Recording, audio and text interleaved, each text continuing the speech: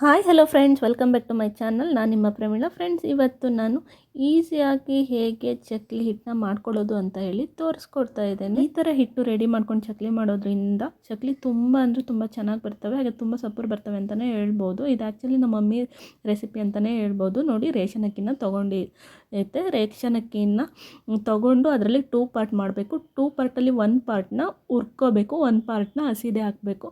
ಹುರಿಯೋದು ಹೆಂಗಪ್ಪ ಅಂತಂದರೆ ಕೆಂಪು ಬರಬೇಕು, ಆ ಥರ ಹುರಿಬೇಕು. ತುಂಬ ಅಂದರೆ ತುಂಬ ಕೆಂಪಲ್ಲ, ಲೈಟಾಗಿ ಕೆಂಪು ಬರಬೇಕು.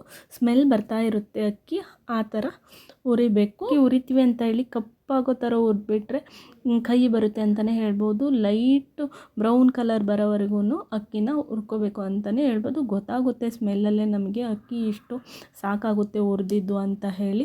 ರೇಷನ್ ಅಕ್ಕಿನಾದರೂ ತೊಗೋಬೋದು, ಇಲ್ಲ ಅಂತ ಅಂದರೆ ಮಾಮೂಲು ಅಕ್ಕಿನಾದರೂ ತೊಗೋಬೋದು. ರೇಷನ್ ಅಕ್ಕಿಲಿ ಚೆನ್ನಾಗಿ ಬರುತ್ತೆ ಅಂತ ಹೇಳಿ ತೊಗೊಂಡಿರೋದು. ಆಮೇಲೆ ಬೇಳೆನ ಅರ್ಧ kg ತೊಗೊಂಡೈತೆ. ಉದ್ದಿನ ಬೇಳೆನೂ ಅಷ್ಟೇ ಬ್ರೌನ್ ಕಲರ್ ಬರೋವರೆಗೂ ಹುರ್ಕೋಬೇಕು.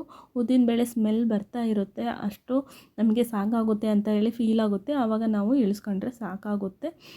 ಇದು ಜಾಸ್ತಿನಾದರೂ ಹಾಕ್ಕೋಬೋದು, 1/4 kg ಹಾಕ್ಕೋಬೋದು ಅಂತ ಹೇಳಿ ನಮ್ಮ ಮಮ್ಮಿ ಹೇಳ್ತಿತ್ತು. ಆಮೇಲೆ ಇಲ್ಲಿ ಜೀರಿಗೆನ ತೊಗೊಂಡಿದ್ದಾರೆ. ಜೀರಿಗೆನೂ ಅಷ್ಟೇ ಒಂದು 50ರಿಂದ 75 ಗ್ರಾಮ್ ಅಷ್ಟು ಹಾಕ್ಕೊಂಡು ಹುರ್ಕೋಬೇಕು. ಆಮೇಲೆ ಮೆಂತ್ಯನೂ ಹುರ್ಕೊತೈತೆ. ಮೆಂತ್ಯನಂತೂ ತುಂಬ ಹಾಕ್ಕೋಬಾರ್ದು. ನೋಡಿ, ನಾನು ಇಲ್ಲಿ ಎಷ್ಟು ತೋರಿಸಿದ್ದೀನೋ ಅಷ್ಟು ಹಾಕ್ಕೊಂಡ್ರೆ ಸಾಕಾಗುತ್ತೆ ಅಂತಲೇ ಹೇಳ್ಬೋದು. ಇದೆಲ್ಲನೂ ಅಷ್ಟೇ ಬ್ರೌನ್ ಕಲರ್ ಬರೋವರೆಗೂ ಹುರ್ಕೊಂಡು ಆಮೇಲೆ ಇಲ್ಲಿ 1 kg ಪುಟಾಣಿನ ಸೇರಿಸ್ಕೊಳ್ತಾ ಐತೆ. ಪುಟಾಣಿ ಸೇರಿಸೋದ್ರಿಂದ ತುಂಬ ಅಂದರೆ ತುಂಬ ಸಪೂರ್ ಬರುತ್ತೆ ಅಂತ ಹೇಳ್ಬೋದು.